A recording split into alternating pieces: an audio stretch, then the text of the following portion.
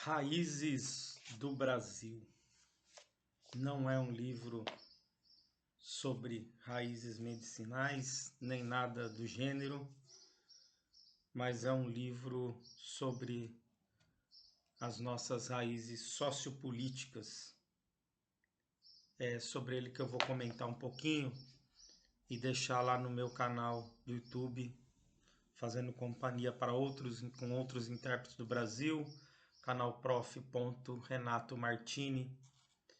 Esse é um livro bastante sedutor, eu diria, né? Um livro razoavelmente curto, com capítulos enxutos, mas de muita profundidade e que leva a muitas reflexões. Portanto, eu vou fazer apenas algum comentário introdutório, porque provavelmente cada um dos capítulos dariam para fazer um longo vídeo extenso, porque são muitas questões colocadas em busca das nossas raízes, né? O livro é do Sérgio Buarque de Holanda, essa é a minha edição, 23ª edição, e tivemos então dezenas de edições desse livro, que foi confeccionado e publicado, ele foi publicado em 1936.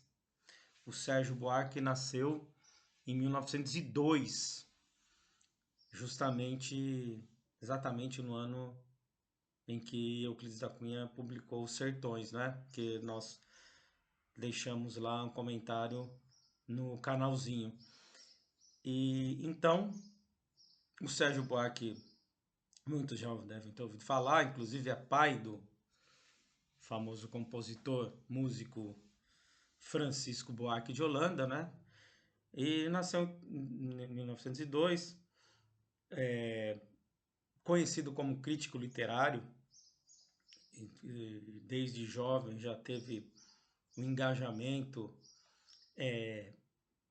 na vida intelectual e participou de movimentos como o Movimento Modernista de 22. Em 1929, o Sérgio Buarque tem uma passagem, fica um tempo na Alemanha, um ano mais ou menos na Alemanha, 1929, 30, né? Período inclusive de ascensão do nazismo e tudo mais, né? E evidentemente lá ele tomou contato com várias teorias e é visível a influência que ele tem de um sociólogo alemão no livro do Weber, né? Influência principalmente na confecção dos tipos ideais, porque o livro todo ele é composto, digamos assim, dicotomias, algo que também veio a ser uma tônica naquele momento da nossa história, né? Mostrando as dicotomias existentes na sociedade brasileira, rural, urbano, cidade, campo, desenvolvimento e atraso.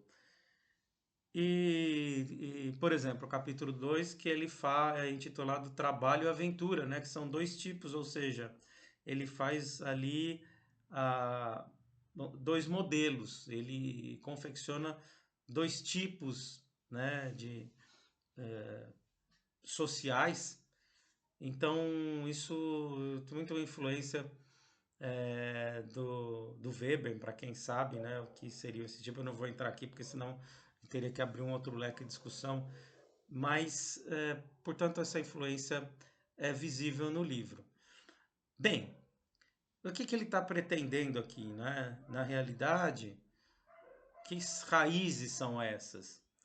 O Sérgio Buarque está escrevendo ali num contexto de mudança da sociedade brasileira, né? De transição de uma sociedade que vai conhecendo a modernização e a urbanização. Então, ali se discute toda essa questão de transição em busca ainda daquela resposta que estão em autores anteriores, como Oliveira Viana, Alberto Torres, Euclides da Cunha, e de qual é a nossa identidade, né? O que é o Brasil? Nos anos 30, essa é a grande questão que é o Brasil, que é o brasileiro, e essa é a seara das discussões, né? Então ele está vendo essa transição e a pergunta é: quais são as raízes? Parece ser a seguinte: quais são as raízes que nos atrelam a um passado que nos impede de florescimento, entre outras coisas, por exemplo, de uma democracia plena liberal em nosso meio, né, em nossa sociedade? O que nos dificulta a seguir esse patamar existente em outras sociedades? O que é bom lembrar que até uma frase contundente lá no final, no capítulo 8, se eu não me engano, que ele fala que a democracia entre nós sempre foi um grande mal entendido. Vocês vão perceber do que se trata. Mas então é isso, é buscar nossas raízes, né? E aí ele vai fazendo toda uma trajetória, nossas raízes, né? Aquilo que está em profundidade.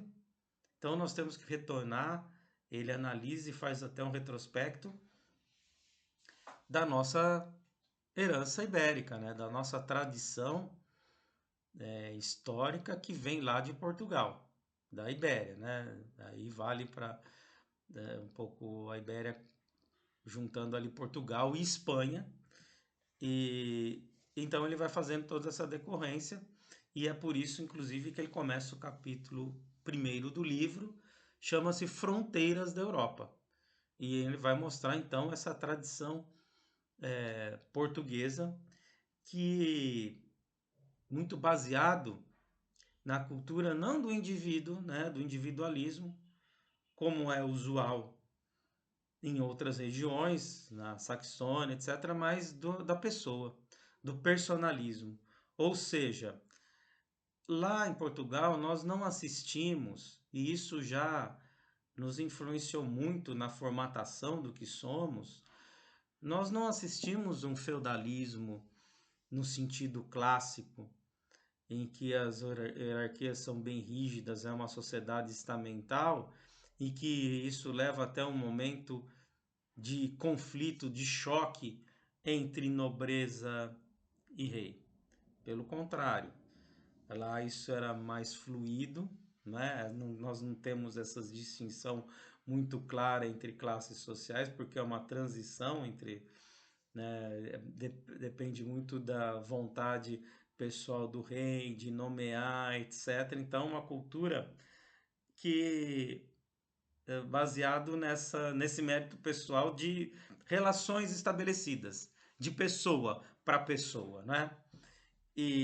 Então, ali já no primeiro capítulo estão os temas fundamentais do livro, que é essa coisa da repulsa do trabalho regular, né? Não temos uma ética individualista, voltada exclusivamente para o lucro pelo esforço individual, pessoal, etc. Mas só que tem essa questão que é a seguinte, né? É uma cultura em que depende muito das relações pessoais, depende muito da vontade do rei.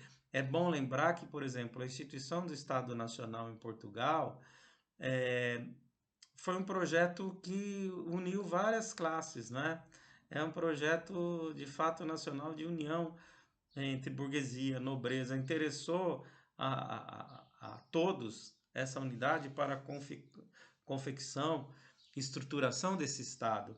Então, a, é interessante que nesse primeiro capítulo, então ele vai falar dessa cultura do personalismo, né? Aquela coisa de que, uh, inclusive, nós temos uma ideia que está presente também no frases do próprio Gilberto Freire, né? Em que isso acaba gerando uma cultura de vontade de mandar e de obedecer, né? Você sempre tem que mirar, é como se não conseguíssemos formatar um pacto social onde as coisas caminhassem por si mesma, né? Institucionalmente, socialmente, com regras, impessoais, universais, e sempre precisa entrar, então, essa questão de autoridade, né?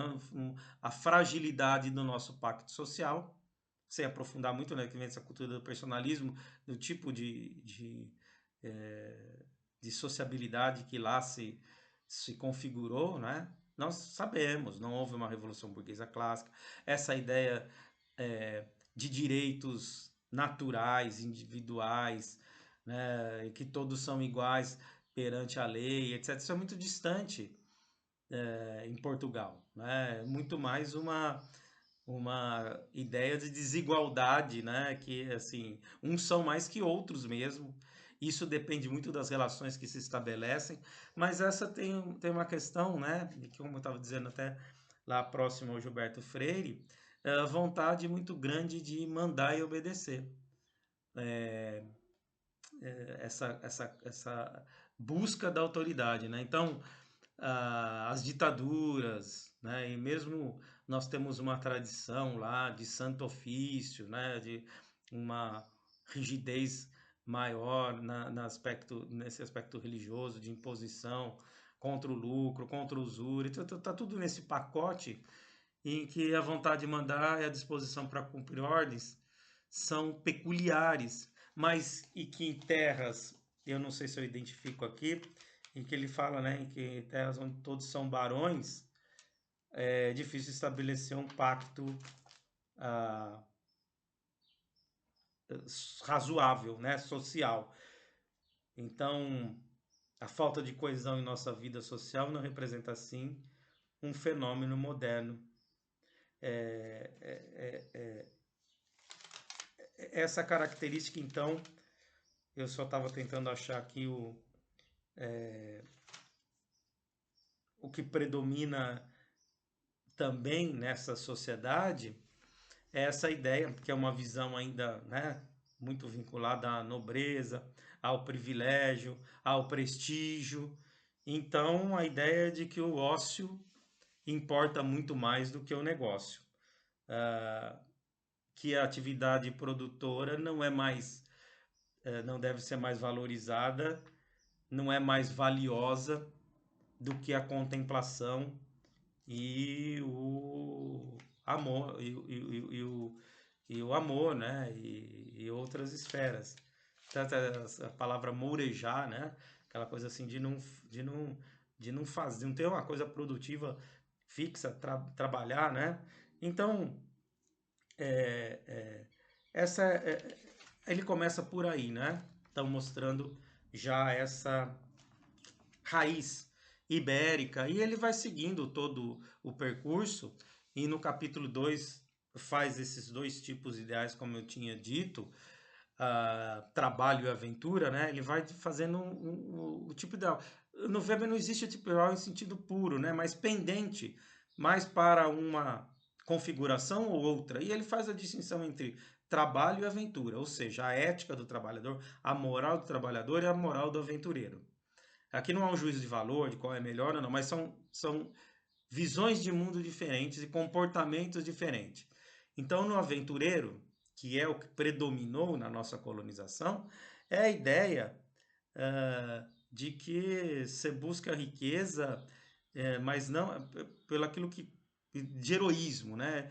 De aventura, não aquilo que economiza o tempo, não é uma visão de longo prazo, é ousadia, é mais a riqueza vinculada à ousadia do que o trabalho longínquo, com uma visão de futuro a longo prazo, que é mais vinculado à, à ética do trabalhador.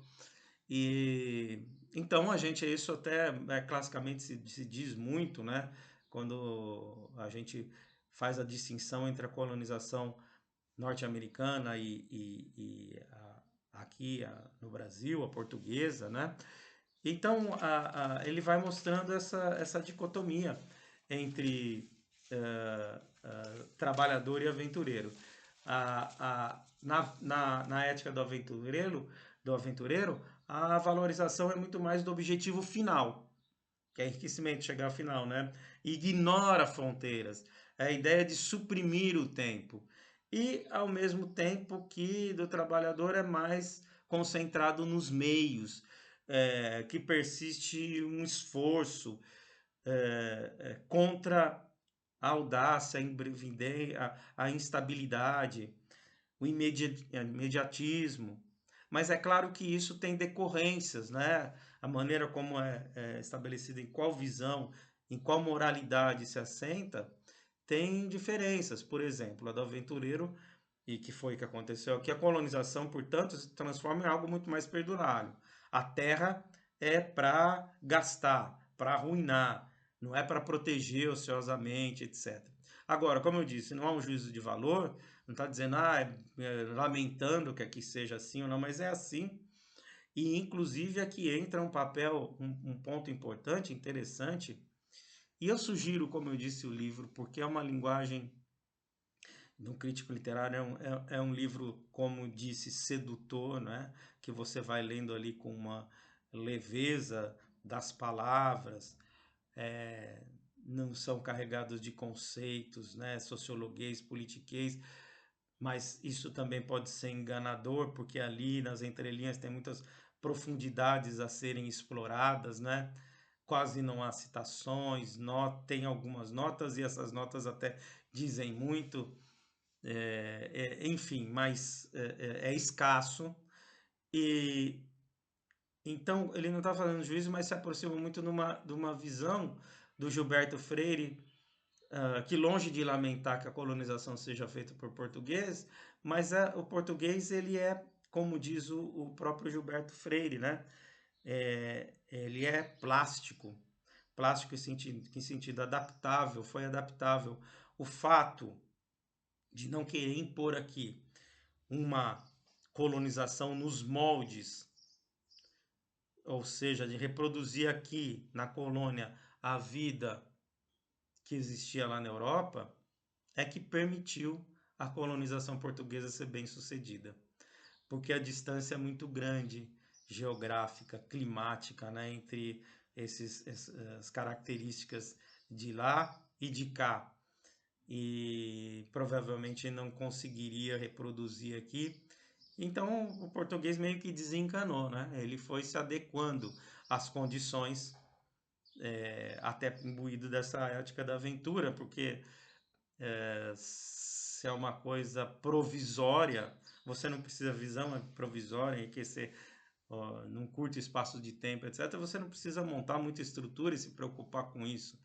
Então, se não tinha a mesma alimentação, não tinha lá o que tinha o trigo, mas tinha o milho, tinha a mandioca, não tinha a mesma cama, tinham redes, etc, né? E até as relações pessoais, amorosas, o português não tinha muito preconceito, né, em estabelecer esse tipo de relação.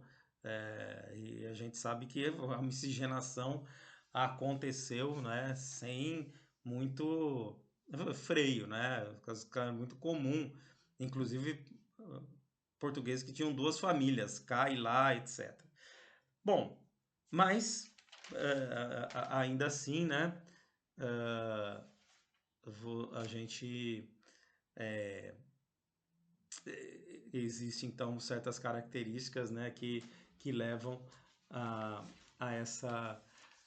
essas raízes que, se por um lado se adequou, mas por outro lado também não tinha essa preocupação de longo prazo e muito mais perdular, etc. É, é, bom, eu não vou mencionar os capítulos, mas o capítulo 3, por exemplo, é um capítulo importante porque aí é Oliveira Viana, né? A herança rural, ou seja, é como as elites rurais tomaram conta, assim, essa nossa influência, herança, o nome diz herança rural, de estudo, né? O título do capítulo é como essas elites, elas rurais, que de lá vieram, se adequaram aqui e, então deram a toada da nossa vida política nacional, um poder privativo muito grande, né? Clânico, para usar a expressão do Oliveira Viana, que está até lá no canal, se quiser dar uma olhada. Então é isso. No capítulo 4 é que ele vai fazer uma distinção entre semeador e ladrilhador. Se eu disse no capítulo 1 que a gente envolve a Ibéria, né, como um todo, as características desse personalismo, etc., mas na arquitetura das cidades, ladrilhador e semeador, a colonização foi diferente. Na montagem arquitetônica, os portugueses foram muito mais desleixados, né? A ideia do semeador, que lança semente, etc., em contraposição ao ladrilhador, que são os ladrilhos, etc., né? Basta ir uma cidade como, por exemplo, aqui da América hispânica, de colonização hispânica, Buenos Aires, que é toda esquadrinhada tal, e uma cidade como São Paulo. Então aí há uma diferença nessa colonização. Provável, até mencionado, né? Portugal, a Espanha tinha uma preocupação militar maior com as cidades, até porque ter sido ali durante muito tempo permanência dos mouros, né? Só invadiu, só se livrou e libertou dos mouros em 1492 em Granada. Então é diferente. Agora, para não estender muito, vamos talvez o capítulo principal, que é a ideia do homem cordial, que este é às vezes um pouco mal compreendido e historicamente muitas visões foram construídas sobre este conceito, né, do Sérgio Buarque ao definir o brasileiro, que é imbuído dessa cordialidade. E o que seria isso? Diferente do que muitos compreenderam, até no pós-fácil aqui é mencionada essa questão, como Cassiano Ricardo, etc. Não quer dizer que o brasileiro é bonzinho, né? Assim, é cordial, é legal, tal. Não é bem isso. É que esta cultura que tem a ver com o que foi colocado em capítulos anteriores, né, da nossa tradição do personalismo, muito mais na relação pessoal do que na impessoalidade das leis. Essa mesma cultura ali que está no capítulo 3, clânica, familística, ela nos dificultou a formatação em moldes de uma modernidade clássica, digamos assim, que foi separando esferas públicas e pública e privada, né? A modernidade, seja no âmbito do Estado, né? Estado que falando de novo do Weber, né? Racional legal, que o tipo de exercício da dominação é pelas leis, pelas normas, e que passam sendo universais, impessoais, né? Aqui não foi acontecendo isso, né? Então, se no âmbito da modernidade você tem uma distinção entre família e sociedade, ou seja, entre a esfera privada e pública, isso não foi o que aconteceu. É por isso que ele começa até o capítulo 5, ele vai até começa com o mito de Antígona, né? Tragédia de Antígona, e,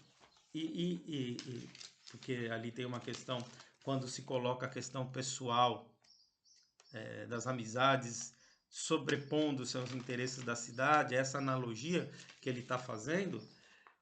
Então, no Brasil, na realidade, nós nunca conseguimos criar essa dimensão, até quando ele está escrevendo, evidentemente, mas a gente pode dizer, pensar se essas raízes perduraram, essa distinção entre público e privado, entre o que é familiar e o que é universal, o que é público, né? Então, diz o Sérgio Buarque, o Estado não é uma ampliação do círculo familiar e ainda menos uma integração de certos agrupamentos, de certas vontades particularistas, de que a família é o melhor exemplo. Não existe entre o círculo familiar e o Estado uma gradação, mas antes uma descontinuidade, até uma oposição. Este é o conceito do Estado moderno no seu sentido clássico. Só que não para a gente, né? Porque aqui nós não digerimos desta maneira, né? nós vemos essa coisa da cordial, quer dizer, cord, coração, que vem do coração, vem muito mais da emoção, das nossas relações. Vocês se lembram daquela frase, né? Enfim, batida de um político, talvez de um político mineiro, se atribui a muitos essa frase, né? Mas é aquela coisa assim, aos amigos tudo, aos inimigos o império da lei, né? Então a gente coloca primeiro os amigos acima da lei, amigos, parentes, familiares. Isso estaria arraigado na nossa. As regras não são tão impessoais assim. E isso faz conexão com outros capítulos, né? Então a gente, essa cultura da emoção, da relação, que prefere se basear muito mais na emoção do que esperar a frieza da lei. Porque não é essa ideia de bonzinho e tal. Pode ser também bonzinho, mas malzinho. É você não esperar o império da lei, é fazer justiça com as próprias mãos, por exemplo, tá dentro desse âmbito da cordialidade, né? De se mover muito mais com emoção do que com propriamente a razão. Então é um capítulo assim que poderíamos explorar a exaustão e mais assim, eu acho que talvez isso esteja no nosso imaginário de quanto há essa confusão entre público e privado, ou seja, que se traduz isso na prática em que as pessoas às vezes ocupando cargos públicos, né? E buscam o beneficiar-se ou beneficiar os próximos privadamente, né? É você usufruir do público com interesse particular. E nós, como brasileiros, sabemos muito bem que isso se traduz em práticas depois como nepotismo, né? Que é aquela coisa de você colocar parentes, etc., em cargos públicos, né? Isso está muito presente na nossa vida política. Então é um capítulo é, importante, crucial, polêmico, e isso ele atribui a essa presença ainda do tipo da família patriarcal, né?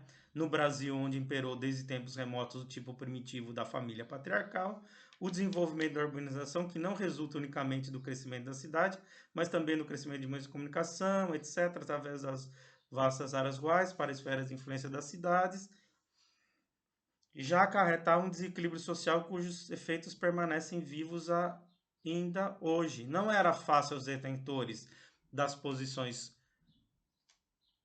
públicas de responsabilidade formados por tal ambiente compreenderem a distinção fundamental do domínio privado e do público, né?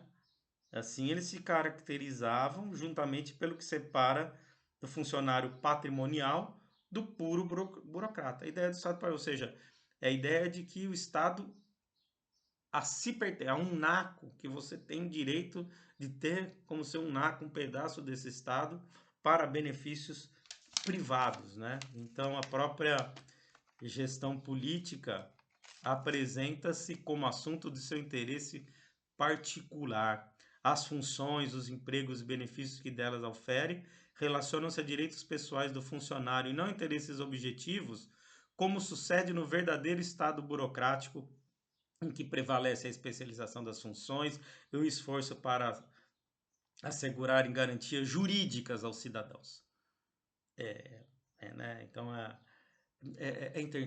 importante dizer que aqui ele faz uma distinção. Esse capítulo poderíamos ficar bastante tempo, mas só para encerrar, ele faz uma distinção entre civilidade e cordialidade, que são coisas bem diferentes. A civilidade é aquela coisa de normas, né, que a gente sabe assim, que são bastante impessoais. O bom dia, o por favor a todos. Independente se você gosta ou não, né, você usa essa máscara de civilidade, né, no seu comportamento. Agora, a cordialidade não. A cordialidade é aquela emoção né, que não conseguimos distinguir, que levamos para. Você fala, você levando a coisa para o âmbito pessoal, né? Ah, esse é dos nossos, esse não é, esse é amigo, esse é inimigo. Então, não é bem a coisa da polidez, que está numa coisa epidêmica, né, da relação. Ele fala aqui da polidez. É emoção mesmo, é do coração. Gosto e não desgosto, né? Favoreço os meus, prejudico os meus.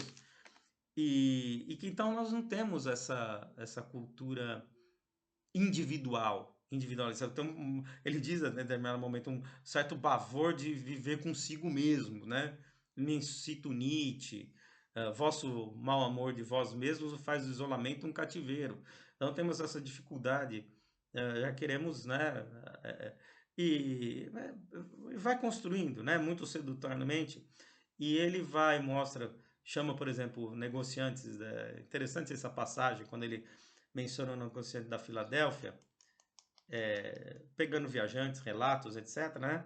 Seu espanto ao verificar que no Brasil, como na Argentina, para conquistar um freguês, tinha necessidade de fazer dele um amigo.